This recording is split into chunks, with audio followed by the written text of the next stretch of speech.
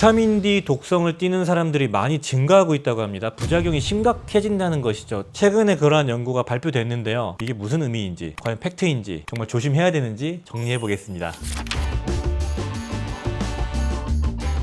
안녕하십니까. 약들약의 고약사입니다. 화이팅 먼저 외치고 시작하겠습니다. 화이팅! 최근에 기사를 보니까 비타민 D 혈중 농도가 부작용을 유발할 정도로 높은 사람들이 많이 발견됐다라는 기사가 있더라고요. 그리고 우리 가독자님들 질문도 많이 주셔가지고 제가 한번 찾아봤습니다. 과연 문제가 있는 건지 기사가 왜곡된 건지 한번 보겠습니다. 녹십자에서 120만 명의 비타민 D 혈중 검사를 한 샘플을 분석을 해봤다고 해요. 과거에는 한국 사람들 비타민 D 그렇게 부족하다고 해서 먹으라고 했는데 과잉이라고 그때도 깜짝 놀라서 자료를 좀 찾아봤어요. 2020년부터 2022년까지 한국 사람들 비타민 D 혈중 농도를 검사한 데이터를 분석을 해봤다는 거예요. 비타민 D의 혈중 농도 정상 범위가 30부터 100까지거든요. 그 범위 안에 있으면 안전하다라는 걸 우리가 인지를 먼저 하고요. 검사를 해보니까 혈중 농도가 50을 넘는 비율이 2020년에는 4.4%였는데 2022년에 6.2%로 증가했다. 1점 몇 프로 증가한 겁니다. 비율로 따지면 40% 정도가 증가한 거죠. 100을 초과하는 비율은 0.09%에서 0.12%로 33%가 상승했다. 이런 데이터가 있었고요. 매우 드물지만 독성을 띌 수 있는 부작용이 있는 분들도 꾸준하게 증가를 했다. 이런 데이터가 있습니다. 그리고 독성을 띠는 150 이상 넘는 분들도 0.01% 정도로 꾸준하게 검출이 되고 있다. 이런 내용이었어요. 그러니까 무슨 말이냐면은 예전보다 100을 넘는 분들이 더 증가했다. 0.09%에서 0.12%로 33%가 상승한 겁니다. 10,000명 중에서 9명이 10,000명 중에서 12명으로 증가한 거거든요.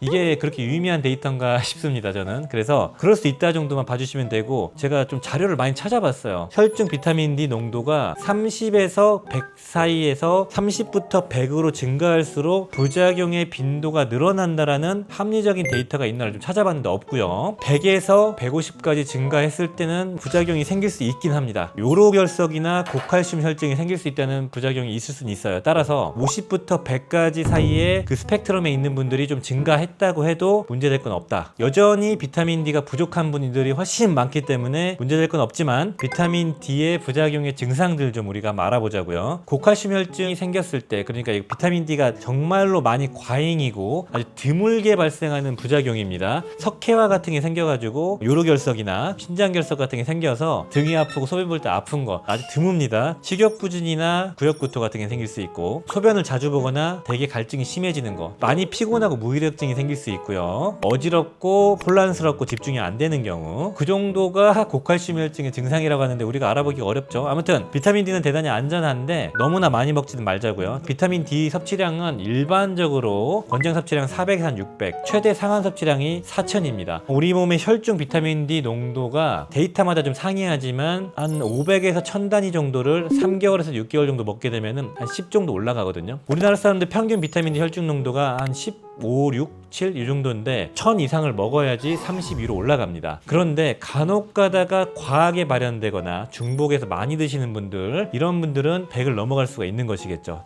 이러한 부작용을 예방하기 위해서 비타민 D는 4000 이하로 섭취하는 게 가장 기본, 그리고 유지 용량으로는 한 1000 단위에서 2000 단위를 섭취한다. 그런데 이러한 유지 용량을 확인하기 위해서는 종합적으로 드시는 거에 비타민 D의 합산 용량도 체크해야 된다. 이렇게 말씀드리고 싶네요.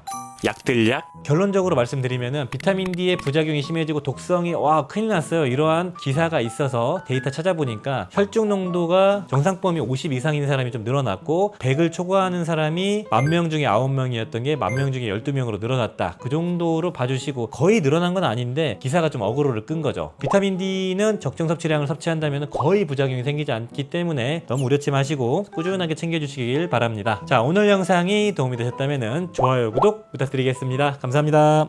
빠이요.